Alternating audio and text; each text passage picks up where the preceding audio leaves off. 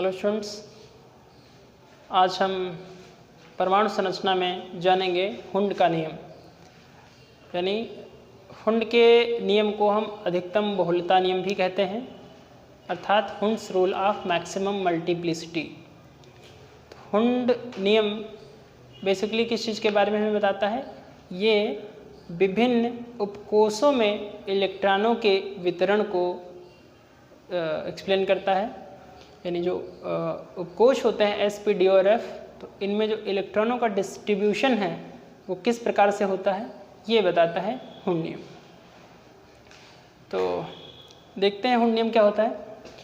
हुंड नियम का जो स्टेटमेंट है उसको आप लिख सकते हैं कि किसी भी उपकोष में अयुग्मित इलेक्ट्रॉनों की संख्या अधिकतम होती है, या इसको दूसरे शब्दों में ऐसे भी कहा जा सकता है कि किसी उपकोष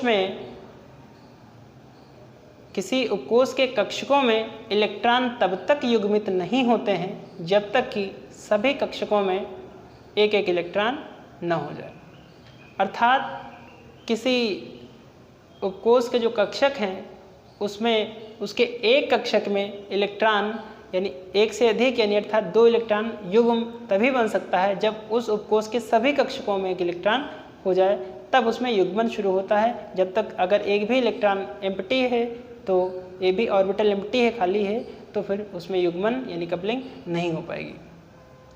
एग्जाम्पल के तौर पे देखते हैं, उपकोष आपने पढ़े हैं 4 S, P, D और F, 4 उपकोष आपने पढ़े हैं। तो एग्जाम्पल हम P उपकोष से लेके चलते हैं।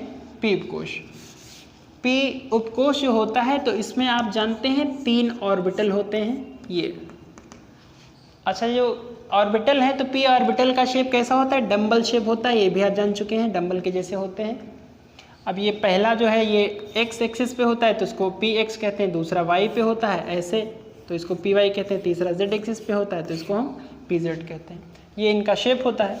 तो इनको जो शेप्स हैं तो इनको हम एक बॉक्स के द्वारा, एक ऑर्बिटल को एक बॉक्स के द्वारा हम इसको रिप्रेजेंट करते हैं। तो P में 3 होते हैं ऑर्बिटल, तो हमने P के 3 ऑर्बिटल बना के यहाँ पे दिखा लिए हैं। अब एक चीज़ इसके बारे में हमको और पता हो जाए कि P में अधिक से अधिक इलेक्ट्रॉन हो कितने सकते हैं।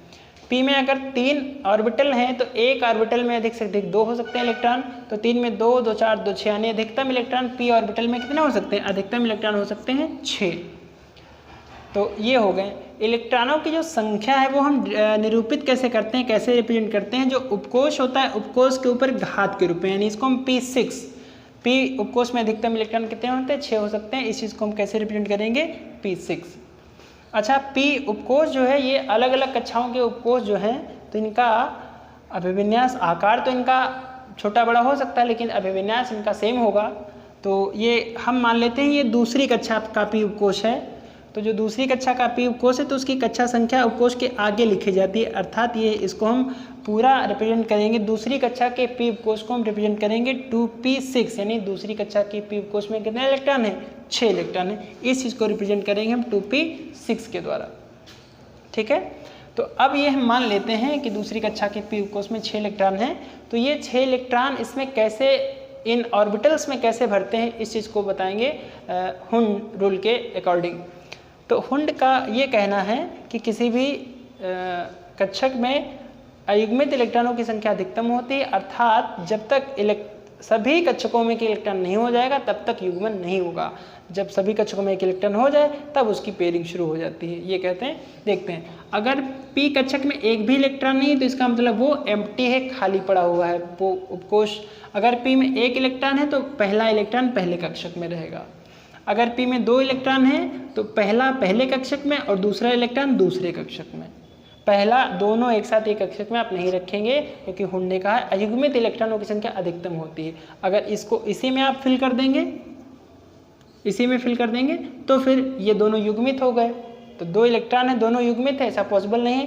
पहले ऑर्बिटल 3 है तो पहले कम से कम 3 अयुग्मित आप बनाइए, फिर इसको युग्मित कीजिए। तो पहला पहले ऑर्बिटल में, दूसरा दूसरे ऑर्बिटल में। अगर 3 है तो पहला पहले में, दूसरा दूसरे ऑर्बिटल में, तीसरा तीसरे ऑर्बिटल में। अगर 4 हैं तो 1 2 3 इलेक्ट्रॉन तो ऐसे हो गए। जो चौथा इलेक्ट्रॉन है वो फिर से पहले ऑर्बिटल में आएगा। किस में आएगा? पहले ऑर्बिटल में। तो ये है पहला ऑर्बिटल, आप देख रहे हैं पहला ऑर्बिटल, दूसरा, तीसरा, तो अब जो चौथा इलेक्ट्रॉन वो पहले ऑर्बिटल में, इस ऑर्बिटल में आएगा। लेकिन यहाँ पे एक और आपको जरूरी बात ये जाननी है कि जो ऑर्बिटल में जब एक से अधिक इलेक्ट्रॉन होते हैं, यानी दो इलेक्ट्रॉन होते हैं, तो उन दोनों का चक्रण विपरीत होता है। कहने का मतलब अगर ये अपवर्ड जा रहा है तो दूसरा इलेक्ट्रॉन कैसे रोटेशन करेगा, डाउनवर्ड, वो नीचे की ओर। एक अगर घड़ी की सुइयों की दिशा में यानी क्लॉकवाइज रोटेशन करता है, दूसरा कैसे करेगा, एंटी क्लॉकवाइज रोटेशन करेगा। तो ये इस चीज़ को हम दिखाएंगे ऐसे। तो ये चौथा इलेक्ट्रॉन है, तो जो इसकी डायरेक्शन होगी तो पहले इलेक्ट्रॉन के अपोजिट हो जाएगी। इस पांचवा इलेक्ट्रॉन 1 2 3, ये चौथा इलेक्ट्रॉन और ये पांचवा इलेक्ट्रॉन, ठीक है। अब जो P6 है तो 1 2 3 4 5 6 ये हो गए। तो इस तरह से आप इनको दिखा सकते हैं कि सभी में। अब देखिए यहाँ पे P4 जो लिखा है, तो एक तो इसका विन्यास ये हो सकता है, दूसरा विन्यास इसका आप अगर चाहें तो ये भी हो सकता है 1 2 3 4, यानी ये लिखा हुआ है P4, ये P4 दो आमने सामने लिखे हुए हैं। इसमें अगर आप अयुग्मित इलेक्ट्रॉन देखें तो कितने हैं, इसमें अयुग्मित इलेक्ट्रॉन है 2, एक ये। इसमें अयुग्मित इलेक्ट्रॉन कितने हैं, 0। तो हुंड नियम ये कहता है कि ऑर्बिटलों में अयुग्मित इलेक्ट्रॉनों की संख्या अधिकतम होती है, अर्थात जिस विन्यास में अयुग्मित इलेक्ट्रॉन अधिक होंगे वही विन्यास सही माना जाएगा, जिसमें अयुग्मित इलेक्ट्रॉन कम है वो सही नहीं माना जाएगा। तो इस हिसाब से ये वाला विन्यास सही है, तो ये विन्यास गलत है, इसको हम नहीं रखेंगे। अब इसमें एक चीज़ और आपके सामने विन्यास लिख दिया जाए। सपोज करते हैं P5 का विन्यास आपके सामने लिखा है, ये 1 2 3 4 5। अब इसमें आपसे ये पूछा जाए, ये विन्यास आपके सामने लिखा हुआ है, अब इसमें कहा जाए इसमें चौथा इलेक्ट्रॉन आप काउंट करके बताइए या पांचवा इलेक्ट्रॉन काउंट करके बताइए। तो चौथा इलेक्ट्रॉन कौन होगा, आप इसकी काउंटिंग आप जैसे आपने फिल किया उस हिसाब से काउंटिंग करेंगे। 1 2 3 4, ये यानी चौथा इलेक्ट्रॉन ये है। और अगर आपको हुंड नियम नहीं पता है तो फिर आप चौथा इलेक्ट्रॉन किसको बताएंगे, तो आप गिनेंगे 1 2 3 4, यानी चौथा ये बताएंगे, जो कि गलत हो जाएगा। तो इस तरह से इलेक्ट्रॉनों का भरना आपको समझ में आया। तो ये नियम कौन सा नियम है, ये है हुंड का नियम। तो हुंड का नियम आपके समझ में आ गया।